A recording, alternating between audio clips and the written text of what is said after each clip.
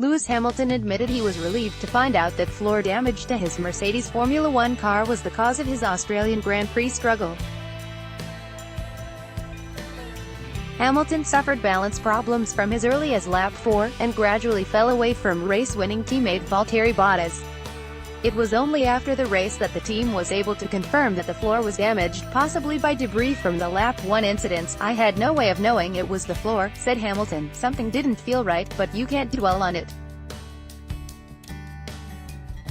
You just have to try and work with what you have, and I was quite easily keeping up with Valtteri until then. Then afterwards I felt I was really struggling with the rear. From lap 4, that's when the damage occurred. Not sure where it came from, because I didn't run wide anywhere." Asked if it could have come from debris, he said, "Potentially.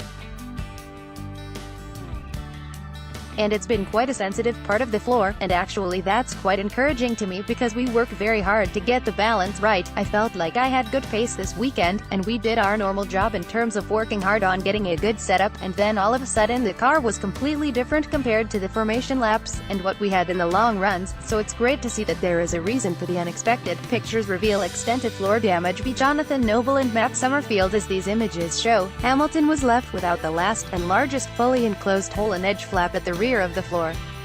The inset image shows where the missing part should be. Although this part is quite small, it is critical to the performance of the diffuser as it helps control the direction of the airflow around the rear tire, and especially prevents airflow from spilling into the path of the diffuser. The likely impact of the missing part is that it would have made the car very unbalanced, as the airflow over both sides of the car would have been different.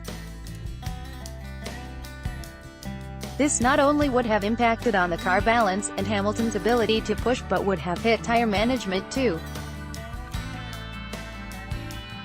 Aside from the floor problem, Hamilton had to pace himself anyway because Mercedes bringing him in to cover Ferrari's early pit stop for Sebastian Vettel left him with a 43-lap run to the flag. "I naturally had a lot more pace in the car.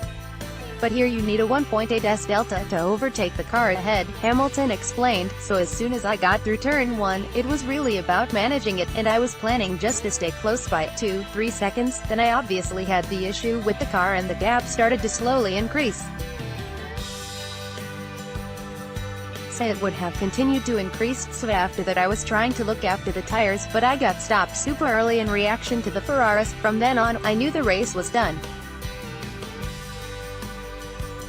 I knew immediately I was going to be in trouble on the long run, aware that the pursuing Max Verstappen stayed out and would therefore have fresher tires for the latter part of the race. Hamilton wanted to extend the life of his own.